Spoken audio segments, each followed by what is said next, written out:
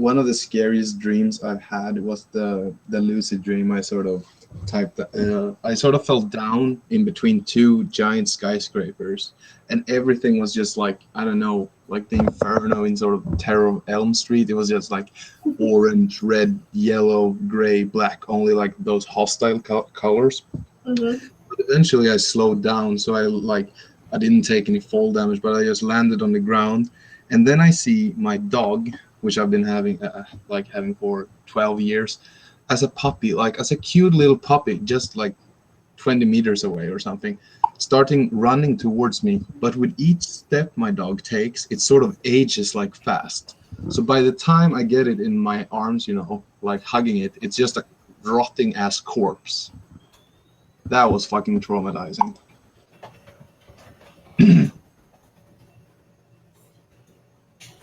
And I sort of cried when I woke up as well.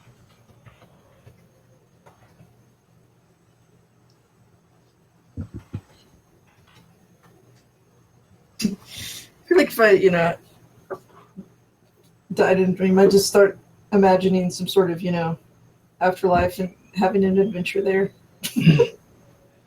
Eric said something about dreams the other day, about having elements from the fourth function in common dreams, because I have like people I know and stuff I know, like I have much memories but sort of distorted and weird. Yeah, they're always weird, and they don't, not necessarily in places that they're just kind of like thrown in there. Yeah, I remember one, it was weird, like the setting was really normal, like it's these corrals that we gather cattle in between a couple of circles, and we were sorting cattle, and there was a bunch of people that I knew there that should be there sorting cattle. Like it was as close to the real, but then there was like Adrian Paul and all the, like, at least there was like these like actors, like Highlander was there helping them, like, why, just like these, that's always been, I'll have these like almost normal situations within these people that really shouldn't be there are there. You're like, why are you here? Yeah, that happens. Like, it's like it almost made sense, and then you're like, wait. Yeah, it's sort of like one part of your brain tells you that, oh, this doesn't make sense, but then you're like, whatever. You're just like roll with it, like, this is cool. It's cool, I don't care. But it's like, I don't know. The dreams tend to be so fucked up. Like compared to, I don't know if it's like an intuitive thing. Maybe it is because we don't have the same down to earth sort of mentality.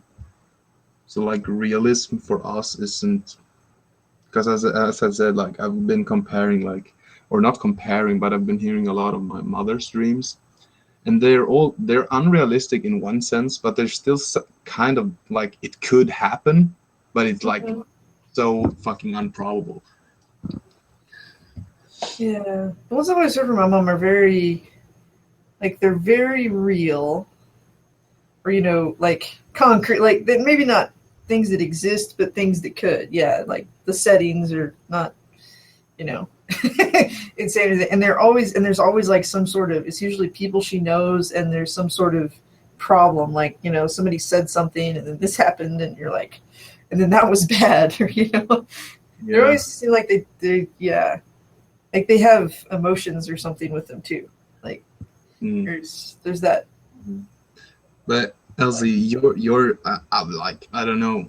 I think you have a pretty strong SI, but you're still hard to type. I find you don't fit. Yeah. But I think nightmares, as you were saying, like nightmares gotta be more realistic in one way. Otherwise you will just like question them and be like, oh, this isn't real, I don't know, all my nightmares are kind of insane. Yeah, they can be insane as fuck, but then suddenly, I don't know if the TI just goes on like, wait a minute, this doesn't make sense. I think that's probably why I had them worse when I was little. I sort of had this one dream where TI wasn't really there when I was, wasn't very, didn't have the power when I was young. It was just like crazy indie, like terror. It's like, I sort of had like, this dream. This is just going, this is scary. I sort of had this dream. I was chased by someone, probably with a knife or a big weapon of sorts, in a dark ass forest, and then I sort of fell on a root of a tree or whatever, and I was like crawling for what felt like an eternity, and the person behind me was like sprinting, and then I was like, I didn't look behind me because I was so scared. But then after a while, like a good while, I was like, wait a minute, shouldn't that person have been able to catch up with me by now? I've been crawling for like 5 minutes, but he was like 20 meters behind me. And then I turned around and like, oh, he's gone. Weird shit. But that was still pretty realistic though. Yeah, like I said, the like treadmill lawnmower trailer thing was chased me. That one was. What's a treadmill lawnmower? What's the I don't treadmill? even know. It's just it was like this. It was like this trailer, like you hook onto a pickup, like a little flatbed trailer. The way I remember it, but then it was also kind of like had a belt, like a treadmill. and you just like run it. But then it also had like these, like big, like old school lawnmower, like rolling things that were gonna, like eat you. And for some reason, it became like possessed and like started chasing me around. Like, how would it kill you? Would it just like? I'm thinking like I need to Google the word, but one of those run over you, with like its little sharp rotating, treadmill. Yeah, it was. I can't tell you how it was all of those things. It was. I gotta make a picture out of it and look like this. It was, yeah.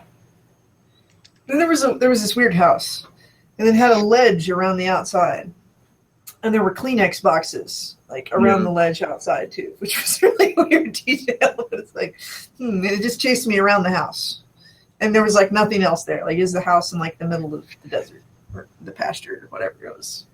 Yeah. It was funny. And then there was a guy there that for some reason I thought was my dad, but he wasn't my dad. But for whatever reason, he seemed like he was. And it got him. I remember that. And it's like tearing down the house eventually. It's like mowing through, chopping up the wood. Like, it's almost like as soon as I become conscious, I'm dreaming, I sort of wakes up. Like, it had happened like occasionally. I've been able to stay in the dream and sort of make it lucid and become aware of it and shit.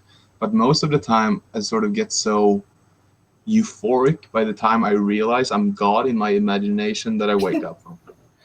Yeah, I'd say it's either or. Like, sometimes I can kind of stay at the reins, and sometimes, usually I just wake up to them.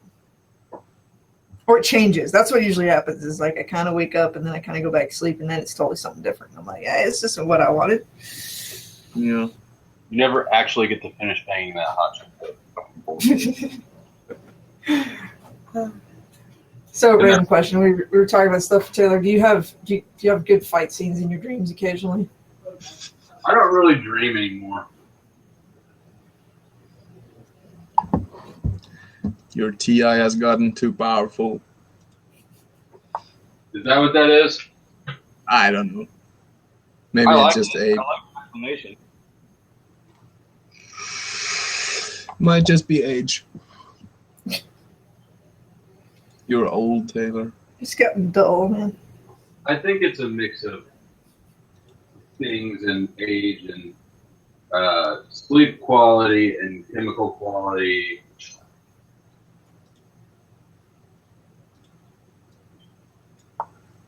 And just insomnia is generally a breaks down trait.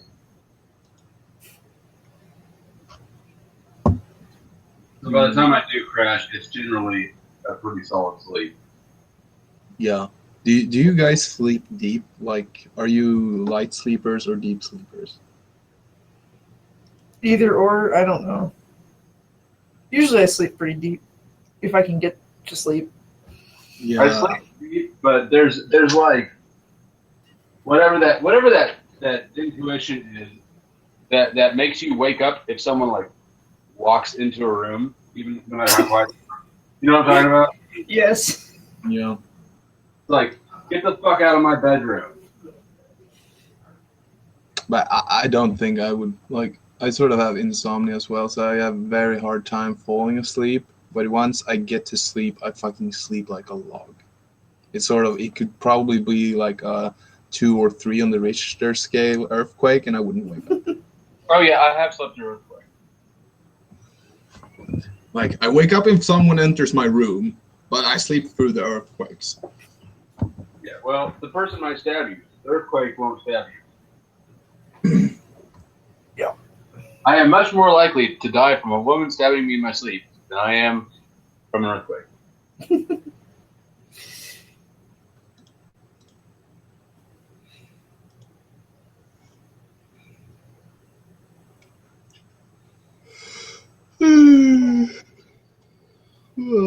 I get those nights where it's like I go to bed, but I never actually, like, it's not really sleep. It's just kind of like too tired to do anything, but never get to sleep. I Do fucking you, I hate that. You like lay there for like 4 or 5 hours, and you're like, well, I guess it's time to get up now. Then at some point you start counting how much time you could sleep if you fell asleep. Right. Yeah, You goes start into a checking. You're like, if I dark fell asleep cycle. now, I get 3 hours. dark cycle where you get anxious that you can't fall asleep, and then it just keeps going. But what do you do to get to sleep? Like, what do you do like the last hours before you fall asleep? Huh? Drugs? Take a sleeping pill? Oh, well, that helps. So I can sleep if I can get 2.5 to 3 hours. If I can get that much sleep, it is worth the sleep for me. If it's less than 2.5 hours, I'm not going to wake up. Yeah. Yeah. That's the REM sleep, I think. But they say that it's more worth if you sleep, like, I think it's 1.5 hour than if you sleep 2.5 hours. Because it's like your REM sleep is like once each 1.5 hour. Well, So I you- never do either of those. You should either sleep 1.5, 3, 4.5, 6, 7.5, 9, sort of. Yeah. I've been trying to kind of figure it out because I have noticed that different amounts of sleep are much better. Yeah. But like That's- 5 hours of sleep isn't that good. I'm But like between 3 and 4 is okay. Like it's it's like I have these things. Well, if I'm gonna get less than this, then I might as well just get this.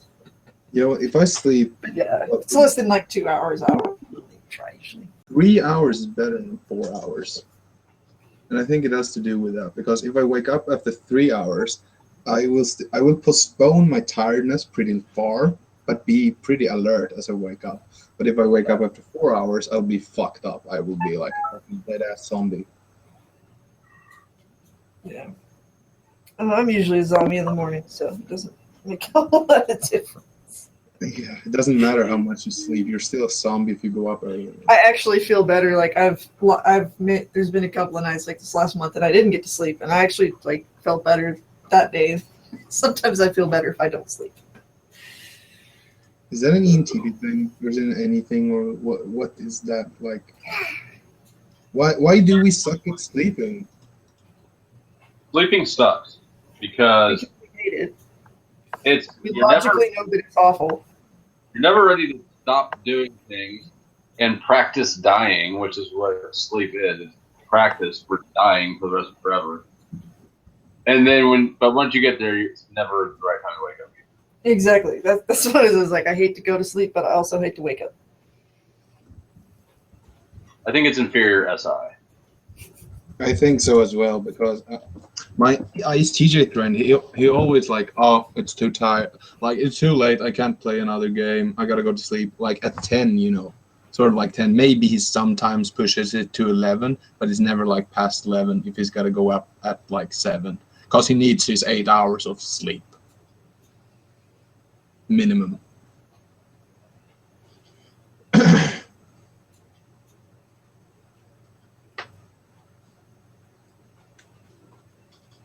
Fucking bitch. Yeah, Ice TJ. Hanging out with people like that. They're like we're just having fun. They're like, we're going home now, and you're like, but everything is better after like 10 o'clock. Like 10 o'clock to 2 a.m. is like the best time of day, and you're leaving now? No, it's not. The best time of day is like midnight to 4 a.m. in a basement. Well,